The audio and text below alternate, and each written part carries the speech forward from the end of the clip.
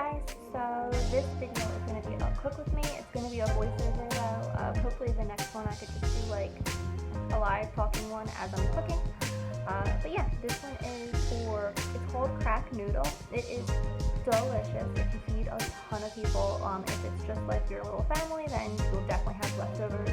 And I even explain like how to cook the leftovers because I have a little trick.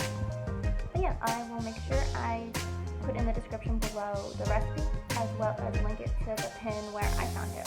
Alright, happy Vlogmas!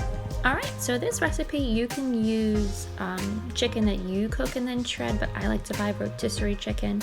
And then how I shred it is after I peel it off, I just put it in my KitchenAid mixer and I just turn my mixer on for probably just like a minute and a half.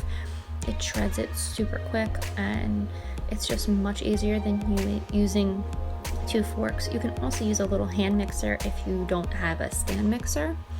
That'll work just as well. Alright, so now I am starting the rest of the ingredients that I need.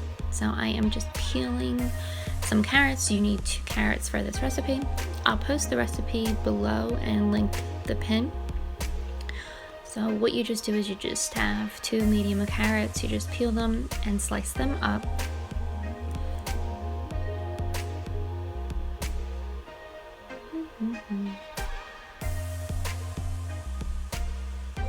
I just put them directly in my big pan. It says you can also use like a Dutch oven or just a large pot like what I have.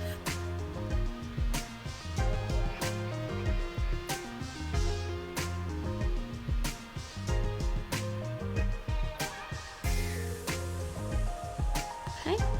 The next ingredient is some chopped celery. It says half a cup of chopped celery, but I just do 2 because you end up cutting so much of it off. I don't really measure. And just kind of chop them at the same time. And then you also do a packet of the ranch dressing. You just pour that right in there. Then you use a can of condensed chicken noodle soup, the 10.5 ounce can, I believe. And then I'm just using the ShopRite brand chicken broth. 1 container of this chicken broth is usually 4 cups. So I do 1 whole one of this and then a half of another one because you need 6 cups of chicken stock. I already had my 1 cup of milk.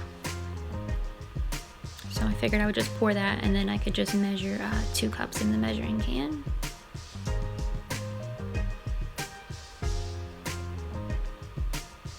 Okay, and then I'm gonna add a half a stick of cream cheese.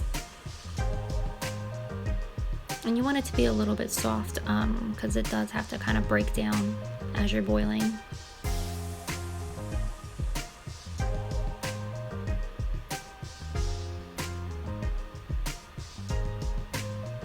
And I'm going to add my chicken.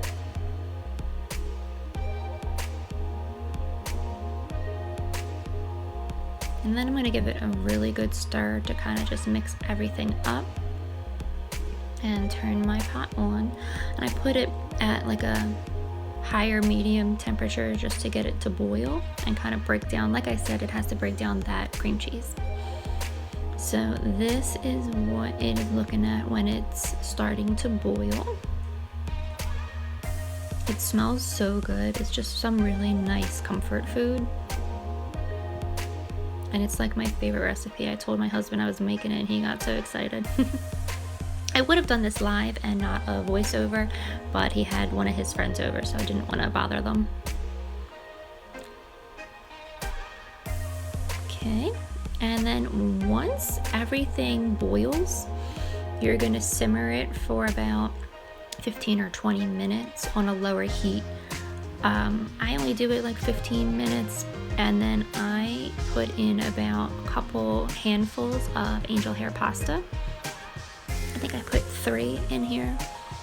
And the less angel hair pasta you put, the more soupy it's gonna be, because it does really come into more of like an Alfredo pasta. It kind of ends up looking like, not really a soup, and it's supposed to be a soup.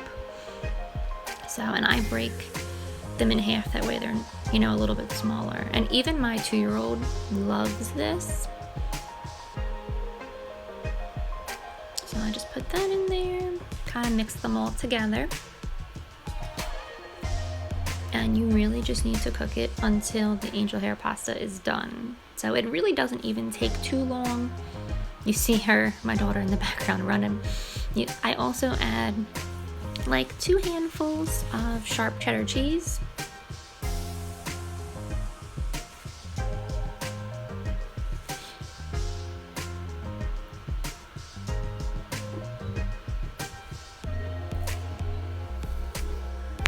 I'm just gonna keep stirring it, like I said. You kind of just let it sit there while it boils. Alright, and then this is what the soup looks like once it is done. As it sits there on the stove, or when you go to put it away, it does get a lot thicker. So what I recommend is using those last 2 cups of chicken stock that you had left over. Add a little bit to it before you put it in a pan to heat it up when you do reheat it. And that way you have enough for the rest of the week. Alright, talk to you guys tomorrow in Vlogmas.